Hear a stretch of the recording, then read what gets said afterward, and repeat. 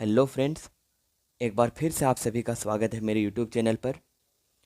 दोस्तों, आज के हम इस वीडियो में नागा मंडला के बारे में डिस्कस करने वाले हैं। नागा मंडला जो कि गिरीश कर्नाड के द्वारा लिखी गई one of the best novels में से एक है, तो इसके बारे में हम डिस्कस करने वाले हैं।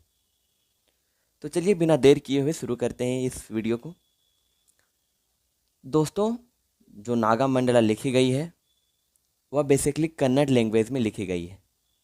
कन्नड़ लैंग्वेज में गिरीश कर्नाड जो थे वह कन्नड़ लैंग्वेज के राइटर थे, तो उन्होंने ही नागामंडला को लिखा था कन्नड़ लैंग्वेज में। लेकिन यह लिखने के बाद, पब्लिश होने के बाद इतनी फेमस हो गई थी पूरे इंडिया में कि इसके कई वेरिएंट्स मार्केट में अवेलेबल होने लगे। कई प्रकार के लैंग्वेज में यह पब्लिश होने लगी थी और इस प्रकार से यह पूरे इंडिया में फेमस हो गई थी। तो चलिए बढ़ते हैं इसकी स्टोरी की तरफ, देखते हैं कि क्या क्या है इस स्टोरी में। तो शुरुआत करते हैं इसके कैरेक्टर्स से। इसके कैरेक्टर्स में पहला नाम आता है रानी का। रानी जो कि एक बहुत ही सुंदर लड़की रहती है। वह अपने माता पिता की इकलौती संतान होती है। वह रानी जो है वह शक्ल से और दिल से हर तरह से काफ़ी सुंदर होती है वह। इसके बाद आते हैं दूसरे नंबर के कैरेक्टर्स की। तो दूसरा नंबर का कैरेक्टर्स है अपन्ना। अपन्ना जो कि रानी का हस्बैंड होता है। रानी का हस्बैंड होता है क्योंकि रानी के माता पिता चाहते हैं कि रानी की शादी ऐसी जगह पे हो जो लड़का अच्छा कमाता हो, अमीर हो। तो अपन्ना अमीर तो था बहुत, लेकिन वह रानी पर जरा भी ध्यान नहीं देता था। अब क्यों नहीं देता था, क्या करता था, ये हम नेक्स्ट में आगे बढ़ करके जानेंगे। तो अपन्ना जो था वह रानी का हस्बैंड था। तीसरा नंबर का कैरेक्टर्स है कुरुधावा। कुरुधावा जो थी वह अपन्ना की मदर की, मतलब अपन्ना के माँ की दोस्त थी। अपन्ना के माँ की दोस्त थी। अपन्ना के माता पिता नहीं थे, गुजर गए थे। तो अपन्ना के माँ की दोस्त थी कुरुधावा। वह अपन्ना को भी अपने बेटे की तरह ही प्यार करती थी। आगे जानेंगे कि इनका रोल क्या है इस नॉवेल्स में। इसके बाद का कैरेक्टर्स आता है कपन्ना। कपन्ना अपन्ना दोनों नेम सेम ही लग रहे हैं, तो ज़्यादा कंफ्यूज मत हो जाइएगा। रानी के हस्बैंड का नाम था अपन्ना और जो कुरुधावा के जो बेटे थे उनका नाम था कपन्ना। तो कपन्ना कौन था? वह कुरुधावा का बेटा था। तो दोस्तों आप सब यह समझ गए। और हाँ, एक बात मैं और बताना चाहता हूँ कुरुधावा के बारे में कि वह एक अंधी औरत थी। कुरुधावा आंखों से देख नहीं सकती थी, वह बचपन से ही अंधी थी। तो ज़्यादा नहीं, बस 4 कैरेक्टर्स ही हैं इसमें। रानी, अपन्ना जो कि रानी का हस्बैंड होता है, कुरुधावा जो कि अपन्ना के माँ की दोस्त होती है, और कपन्ना। कपन्ना जो है वह कुरुधावा का अपना बेटा होता है। तो बढ़ते हैं अब इसके स्टोरी की तरफ। तो स्टोरी शुरू करते हैं हम रानी से।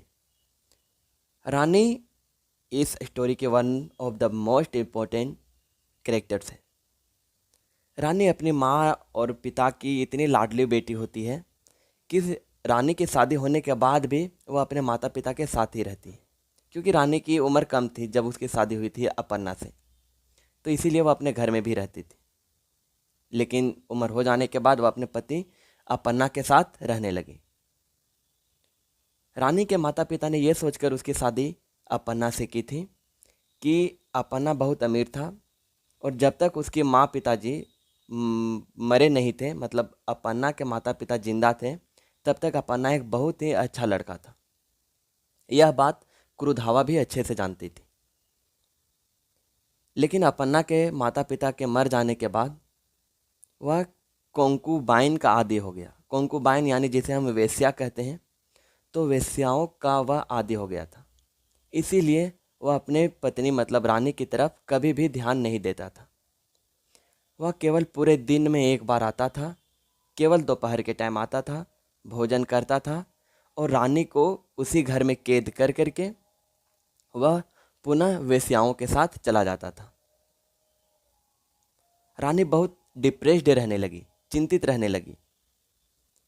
वह हमेशा ख्यालों की दुनिया में खोई रहती थी, क्योंकि उसके भी कुछ सपने थे जिसे वह पूरा करना चाहती थी, लेकिन अपना कभी भी उसके लिए जरा भी चिंता नहीं करता था। रानी कैसी है, क्या कर रही है, किस हाल में है, उसे इस बात से कोई भी फर्क नहीं था। बस वह एक टाइम दिन में कभी भी आता था और भोजन करके चला जाता था वापस। रानी ने उससे कई बार बात करने की भी कोशिश की, लेकिन अपना कभी भी उसे अच्छी तरह से रिस्पेक्ट नहीं दिया, कभी भी उससे अच्छी से बात नहीं किया।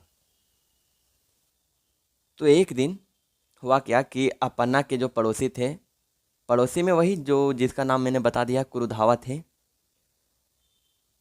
वह आई रानी के पास। रानी के पास खुद से नहीं आई, वह हमेशा अपने बेटे के पीठ पर बैठी रहती थी और उसका बेटा जो कपन्ना नाम है, तो कपन्ना ही उसे हर जगह ले जाया करता था। तो कपन्ना अपनी माँ को लेकर के आया रानी के पास। बाहर से गेट लगा हुआ था। रानी अकेले घर में रो रही थी या चिंतित थी, आप जो भी कह सकते हैं इसे। तो रानी ने अपनी सारी बात, सारी दिल की बात क्रुधावा को बता दी कि उसके लाइफ में क्या चल रहा है, वह कितनी डिप्रेस्ड है, हमेशा अपना उसके साथ कभी नहीं रहता है। ये सारी बातें रानी ने क्रुधावा को बता दी। क्रुधावा भी बहुत चिंतित थी, क्योंकि जब तक अपन्ना के माता पिता जीवित थे, अपन्ना एक बहुत ही अच्छा लड़का था। वह संस्कारी भी था और कभी भी गलत काम में नहीं जाता था। लेकिन वर्तमान समय में जो उसकी हालत थी, वह कंकुबाइन का जो आदी हो चुका था, वेश्याओं का आदी हो चुका था और अपनी बीवी की तरफ जरा भी ध्यान नहीं देता था। इसलिए क्रुधावा भी बहुत चिंतित हो गई। तो उसने रानी को एक उपाय बताया। उपाय यह था कि क्रुधावा एक उसे, जिसे हम जड़ी बूटी कह सकते हैं, तो क्रुधावा ने रानी को एक जड़ी बूटी दी और रानी से कहा कि जब भी अपना आए घर में भोजन करने के लिए दिन में एक बार, तो इसे भोजन में मिला देना, भोजन में मिला करके उसे खिला देना, जिससे अगर जो भी यह खाएगा वह तुम्हारे प्यार में पड़ जाएगा और फिर वह तुम्हें छोड़कर जाने की कभी गलती से भी नहीं सोचेगा। तो क्रुधावा ने एक छोटा सा टुकड़ा, उस जड़ी बूटी की एक छोटा सा टुकड़ा रानी को दे दिया। रानी भी थोड़ी खुश हुई कि कम से कम इसी बहाने से उसका पति उसे वापस मिल जाए शायद। तो उसने क्या किया कि शुरुआत में, सबसे शुरू में उसने सब्जी बनाई थी रानी, तो सब्जी में ही उस जड़ी बूटी को मिला दी थी। अपन्ना आया और उसी जड़ी बूटी मिली हुई सब्जी को खाने लगा। इसके बाद खाना खाने के कुछ देर बाद ही अपन्ना जब जा रहा था गेट लॉक करके, तो उसी समय वह बेहोश हो गया और गिर गया। रानी को कोई उपाय नहीं सूझ रहा था कि वह क्या करे क्या ना करे। वह हड़बड़ा गई थी पूरा। जैसे तैसे अपन्ना को होश में लाई और वह मन ही मन सोचने लगी कि भले ही अपन्ना उसकी तरफ ध्यान नहीं देता है, लेकिन कम से कम रानी के सुहाग का प्रतीक तो है। कम से कम यह कहने को तो है कि अपन्ना मेरा हस्बैंड है, बस यही काफ़ी है मेरे लिए। वह इतनी डर गई थी कि वह सोच भी नहीं सकती। वह सोच रही थी कि अगर शायद कुछ हो जाता, मेरे पति को कुछ हो जाता, तो फिर मेरा क्या होता। इससे अच्छा है कि जैसा चल रहा है जीवन में वैसा ही चलने दे। इसके बाद इसके अगले दिन क्रुधावा फिर आती है, यह सोचने के लिए, यह जानने के लिए कि शायद वह लव रूट काम किया या नहीं। लव रूट यानी वही दोस्तों, जड़ी बूटी। तो वह यह जानने के लिए रानी के पास आई थी कि क्या जड़ी बूटी वह अपना काम किया कि नहीं। तो रानी के कही गई बातों से वह समझ गई, क्रुधावा समझ गई कि यह जो जड़ी बूटी थी, इसने अपना प्रभाव नहीं दिखाया। इसके बाद क्रुधावा ने एक बड़ी वाली जड़ी बूटी उसी की बड़े साइज का टुकड़ा रानी को दिया और इसे बोला कि यह जरूर काम करेगा। तो क्या हुआ कि उस दिन रानी जो थी उसने दूध में, एक गिलास दूध में उस जड़ी बूटी को मिक्स कर दिया। एक गिलास दूध में उस जड़ी बूटी को मिक्स कर दिया। जैसे ही रानी ने उस जड़ी बूटी को दूध में मिलाया, दूध का कलर जो था एक बिल्कुल खून की तरह लाल हो चुका था, बिल्कुल खून की तरह लाल हो चुका था। यह देखकर रानी बिल्कुल डर गई। वह जानती थी, वह सोच रही थी कि क्रुधावा भले ही अंधी है लेकिन उसका पति तो अंधा नहीं है। क्या वह इस लाल रंग से मिले हुए दूध को थोड़ी ना पिएगा। इसीलिए जैसे ही अपन्ना आया उससे पहले ही रानी ने वह सारा दूध चींटी के टिल्हे पर, यानी चींटी के जो बनाया हुआ टिल्हा रहता है उस पर सारा दूध उड़ेल दिया, फेंक दिया। और वह अपन्ना को मतलब पीने के लिए वह दूध नहीं दी। अपन्ना आया, खाना खाया और फिर से बाहर से लॉक लगा करके रानी को छोड़ करके चला गया। लेकिन जो चींटी के टीले पर दूध फेंकी थी रानी,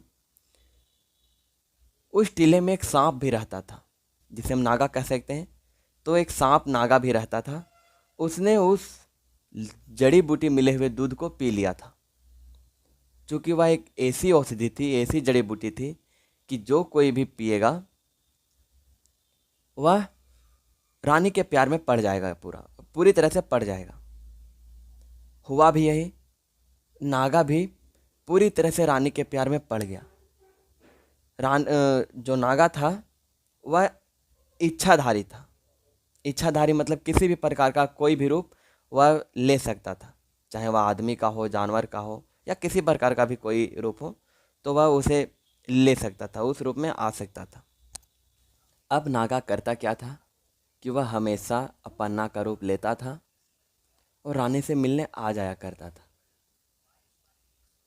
चूँकि अपन्ना दिन में आता था और भोजन करके चला जाता था, तो नागा भी अपन्ना का रूप लेकर के अब रात में आने लगा था। अपन्ना का रूप लेकर के नागा रात में आने लगा था और रानी से काफ़ी फ्रैंक होकर के बात करता था, फ्रैंकली बात करता था। रानी भी बहुत सोचती थी कि आखिर अपन्ना दिन में मेरे साथ ऐसा व्यवहार करता है और रात में आकर के अचानक इतना चेंज कैसे हो जाता है। अपन्ना था वह एक कुत्ता रखे हुए था, डॉग। एक डॉग को उसने पालतू बनाया हुआ था। तो एक बार क्या हुआ कि रात में नागा खिड़की से होकर के रानी के घर में प्रवेश कर रहा था। तो वह जो डॉग था और नागा, वह दोनों में इतनी ज़बरदस्त लड़ाई हो गई कि नागा भी बहुत बुरी तरह से घायल हो गया। डॉग और जो स्नेक नागा था, इन दोनों के बीच की लड़ाई में नागा बुरी तरह से घायल हो गया। लेकिन अंत में नागा ने उस कुत्ते को काट लिया था और वह डॉग मर गया था।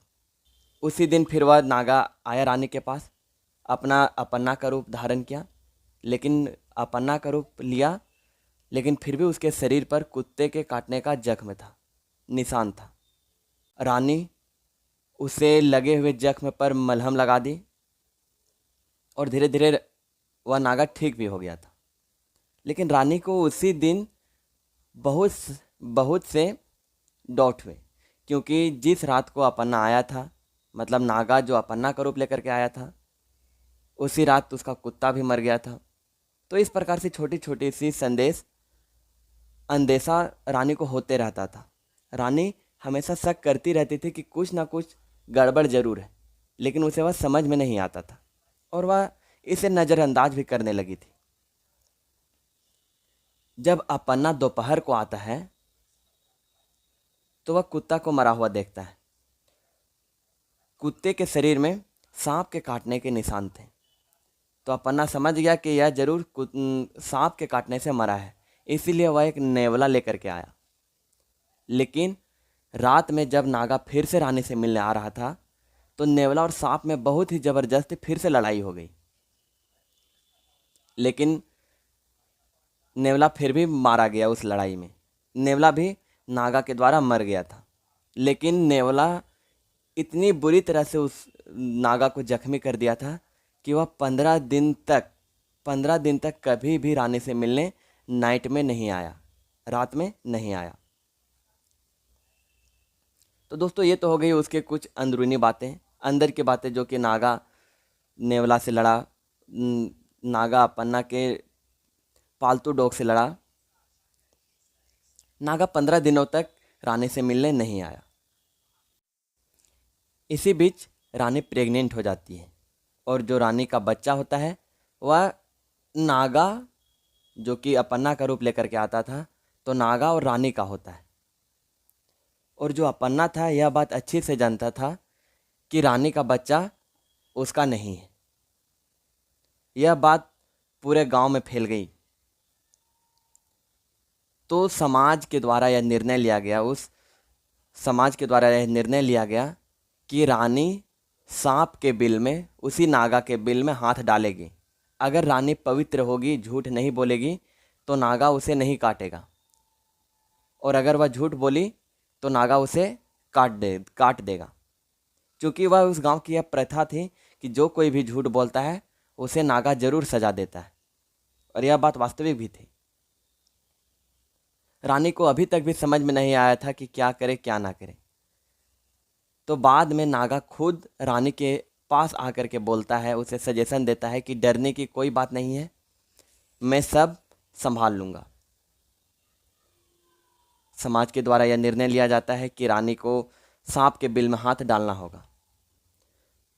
तो रानी सांप के बिल में हाथ डालती है और नागा से कहती है, मतलब उस बिल में हाथ डाल करके कहती है कि मैंने अपने पूरे जीवन में कभी भी अपने पति, मतलब अपने पति अपन्ना और इस नागा के अलावा किसी को स्पर्श नहीं किया है। क्योंकि जब वह हाथ डाली थी तो नागा उसे स्पर्श हो गया था। तो इसी बहाने से, यही शब्द बोलते ही रानी को नागा नहीं काटता है, क्योंकि यह बात वास्तविक थी। रानी झूठ बोल ही नहीं रही थी, क्योंकि वह नागा से केवल नागा के स्पर्श में थी और केवल अपने पति के स्पर्श में थी। बाकी और किसी भी पराये पुरुष के स्पर्श में वह नहीं थी। इस प्रकार से रानी समाज में बदनाम होने से बच जाती है और वह पवित्र हो जाती है। लेकिन अपन्ना यह बात अच्छे से जानता था कि उसका बेटा उसका नहीं है, रानी का जो बेटा है वह उसका नहीं है। तो आखिर इसका क्या वजह है, वह इसकी निगरानी करने लगा। तो दोस्तों अब यह कहानी यहाँ पे एंडिंग की ओर आ जाती है, समाप्ति की ओर आ जाती है।